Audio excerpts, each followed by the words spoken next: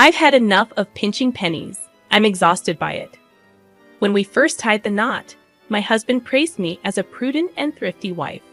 But in just 3 short years, he's changed so much.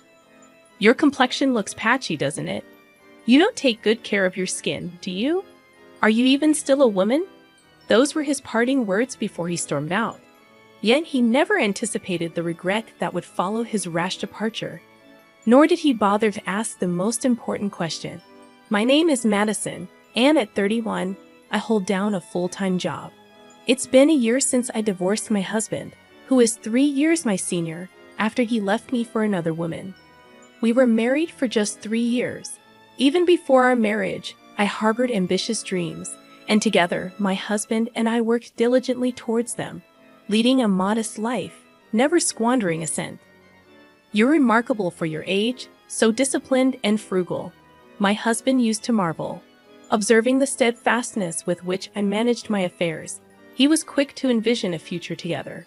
Within a year of courtship, he proposed, and we became husband and wife. Yet, I kept my most cherished dream concealed, deeming it too far-fetched to share. I feared his ridicule if I were to divulge it.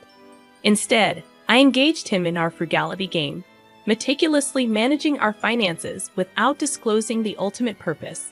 As time passed and our marriage matured, my husband underwent a subtle transformation.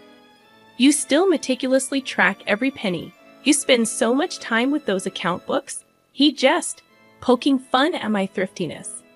It's almost refreshing to find an error. He'd add with a smirk, while I found solace in the precision of my records, treating it like a personal challenge.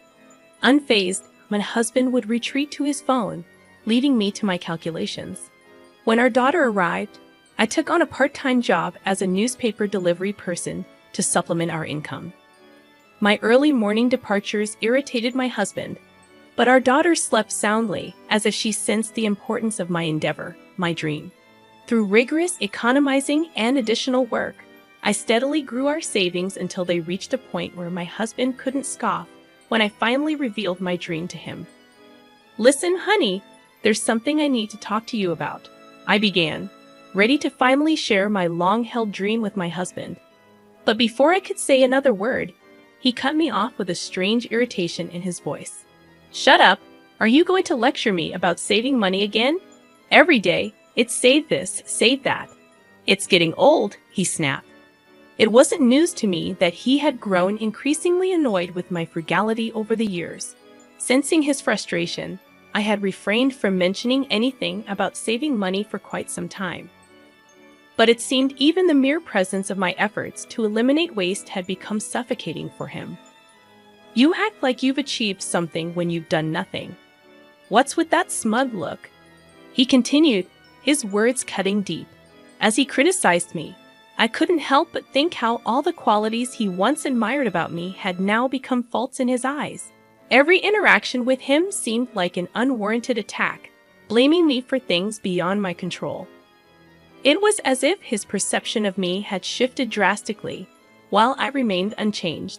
He no longer found joy in our shared endeavor of saving money. Instead, he sought distractions to vent his frustrations. It dawned on me then that perhaps he had never truly shared my values of thriftiness and stability. Maybe he was merely intrigued by the novelty of it all when we first met. I recall the drunken confession he made once, admitting to squandering his mother's savings without her consent. Despite previously claiming she had passed away, it became evident that he had always been a reckless spender, lacking in financial discipline. In realizing this, I understood that our differences in money management ran deeper than I had initially thought. It wasn't just a matter of differing viewpoints. It was a fundamental misalignment of values. After listening to my story, I foresaw my husband's growing reluctance towards our frugal lifestyle. As expected, he began to express irritation with saving money and gradually revealed his true character. Night after night, he returned home inebriated, neglecting to provide us with enough money for essentials. One evening, as he stumbled in during the wee hours, I mustered the courage to confront him. "Can you at least leave some money for our daughter's milk? You're her father, aren't you?" I pleaded. His response was dismissive, claiming his earnings as his own to spend as he pleased.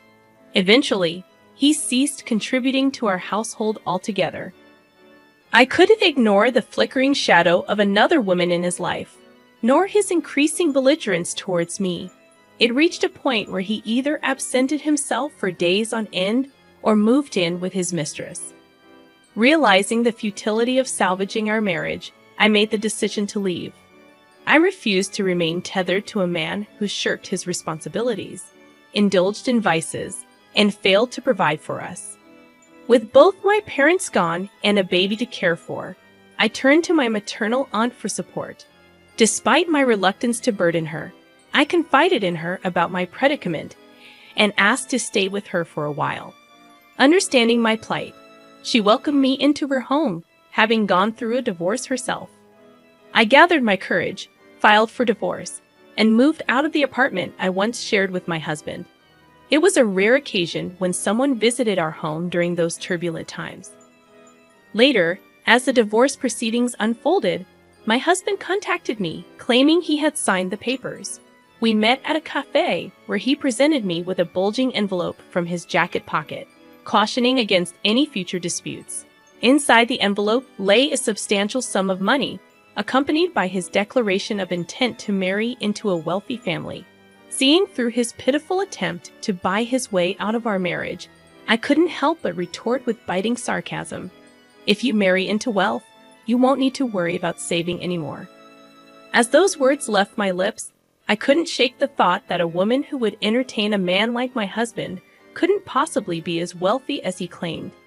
At best, she might be running a small business. Yet, my husband departed without a hint of love or concern for our daughter. In turn, I saw no reason to disclose to him the identity of the visitor who had graced our doorstep the day I left with our daughter. Leaving my daughter in the care of my aunt, I returned to work. One day, much to my surprise, my aunt remarked, "Since you've been here, the utility bills have decreased." I couldn't help but chuckle at her observation. I have a knack for saving money, I confessed proudly. Eager to repay my aunt's kindness, I got creative. My thrifty nature and keen eye for waste allowed me to identify areas where we could cut costs. When I shared my strategies with her, she was amazed. "I must tell my friends about this. They'll be thrilled," she exclaimed. Grateful for her support, I gathered her friends and shared my money-saving techniques with them. Their enthusiasm surpassed my expectations, and soon they were eager to spread the word to others. What started as a simple gesture of gratitude blossomed into regular lectures on financial efficiency. My aunt, impressed by my unexpected talent, proposed charging for my services. Through these lectures, I swiftly rebuilt the savings I had lost in the divorce and finally achieved my long-held dream. About a year after the divorce, while visiting a hall for one of my lectures, I noticed a man in work attire carrying materials. As I observed him casually, something about him caught my attention. As I locked eyes with the figure, I realized it was my former husband. His gaze met mine, and recognition dawned on his face. In a split second, I felt a sinking sensation in my stomach, but it was too late. A smug grin spread across his face from a distance. Desiring no conversation, I feigned ignorance and made a swift exit through the hall's exit. However, he pursued me and intercepted my path. "You don't have to run away. We're divorced," he declared with a half smile, as if proud of some achievement I hadn't even heard of. "I've been put in charge of a company owned by my wife's father. I'm here to oversee some work with my team. I'm slated to become the company president, so I'm quite busy," he boasted, peering at me expectantly. Then, with a mocking tone, he asked about my situation. "I heard you're on welfare. Despite your penny pinching, if you can't earn, you're still going to struggle, right?" His sarcastic grin was unmistakable as he awaited my response. I furrowed my brow in disbelief. "Who are you confusing me with?" I retorted sharply. He maintained his half smile, unfazed, and continued his barrage of accusations. "Didn't you go begging to the landlord of our old apartment for a loan?" His laughter punctuated his words. Then his demeanor shifted briefly to seriousness. I went to collect some belongings left behind when I moved out. The landlord mentioned something about you struggling and suggested welfare. Was that not you? His doubtful gaze scrutinized me, but I stood before him impeccably dressed, my appearance hardly resembling that of someone on welfare. I explained. I had forgotten until now. Your mother visited shortly before our divorce, seeking financial help. Out of sympathy, I obliged. She was the visitor who came when I was leaving, not a representative of my financial state. My revelation seemed to genuinely surprise him. You're joking, right? Mom is alive, seriously. If she knew my current situation, she might demand her money back. He revealed the turmoil his mother had faced upon discovering he had squandered her diligently saved savings. As I locked eyes with my former husband in the hall, I realized with a sinking feeling that he had spotted me too. Before I could slip away, his grin widened, and he hurried over to intercept me. No need to run off. We're divorced, he remarked with a half-smile, flaunting something I hadn't heard. I've been put in charge of a company owned by my wife's father. I'm going to be the president, so I've got a lot on my plate, he continued, his gaze lingering on me. Then, with a mocking tone, he inquired about my situation. I heard you're on welfare.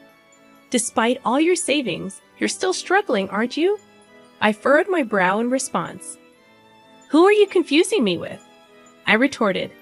Unfazed, he persisted, claiming I had sought a loan from our former landlord. Amused by his accusations, I chuckled. I was there to collect my belongings after moving out, he added, his tone shifting momentarily. The landlord mentioned welfare. Wasn't that you? He questioned, casting a doubtful glance my way. Dressed impeccably in recognizable brands, with my hair and nails meticulously groomed, I hardly resembled a welfare recipient.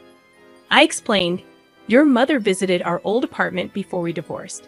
She needed money, and I couldn't turn her away. His incredulous expression betrayed genuine surprise. Mom's alive. No joke. If she knew how I lived now, she might want that money back, he remarked, his tone tinged with regret. His mother, who had been abandoned by her son after he squandered her savings, recounted her struggles tearfully. Despite her son's remorse, he never repaid her. Upon visiting me, she revealed her desire to reconcile, having tracked down our address through a relative. Sensing my husband's unease, I informed him that I had given her his company name, although I had left the job 3 months prior to oversee my in-laws' business. My husband appeared relieved until I disclosed that I had passed on the envelope containing the money from our divorce settlement, now belonging to his wife's family company, as a gesture of goodwill. His shock was palpable as he struggled to comprehend the depth of his mother's plight. As I recounted her situation, he grew increasingly agitated, finally breaking into a cold sweat. As I suggested informing his mother of his current employment, his phone rang, likely his current wife calling. Startled, he fumbled for his phone, his expression a mix of panic and disbelief. Suppressing a laugh, I responded, "Is she asking me to take care of her?" With a casual wave goodbye to my husband, engrossed in his phone call, I strode towards the neighboring apartment building. My husband, noticing my departure, interrupted his conversation, beckoning me to wait. "Where do you think you're going? That's an expensive building. You'll get in trouble if you go in without permission," he cautioned. Turning to face him, I revealed, "I'm the owner of this building. I've rented out all the other units, but my daughter and I reside on the top floor." His stunned silence spoke volumes. I explained that my dedication to thriftiness stemmed from a desire to purchase such a property. I had just saved enough money to do so when you began to resist frugality, I admitted, causing him to drop his phone in shock. But I had another revelation for him. I inherited a substantial sum from my parents. Instead of squandering it, I invested in real estate, turning my savings into assets worth $5 million, I revealed, gazing up at the building proudly. My husband marveled at my success, expressing regret for not providing such a lifestyle for me himself. Well, she can make her unlucky son pay for all the hard work he's done with millions in debt and interest, he remarked bitterly. Amidst my laughter, I offered to teach his mother money-saving techniques and share tips for growing his fledgling company. Ignoring his attempts to engage further, I entered the apartment building, leaving him stunned in the hallway. He hurried after me, but I paid him no mind, knowing he couldn't follow me inside. Once inside my home on the top floor, I promptly contacted a trusted real estate agent, grateful for the opportunities my prudent investments had afforded me. Actually, I have an apartment I'd like to sell next. I'm considering buying a house with an ocean view. Would you be willing to discuss this with me again? I proposed, eager to move on from the apartment now that my husband was aware of it. Though I doubted he could do anything about it, I wanted to relinquish it just in case. My aunt, having overheard my conversation, brewed a pot of tea and brought it over. I also invited the woman who had been caring for my daughter, and the three of us sat together, discussing our plans for the future amidst laughter and camaraderie. As for my husband, I never encountered him again in the hallway next to the apartment where we crossed paths. Instead, I noticed a different man overseeing the proceedings, an older gentleman.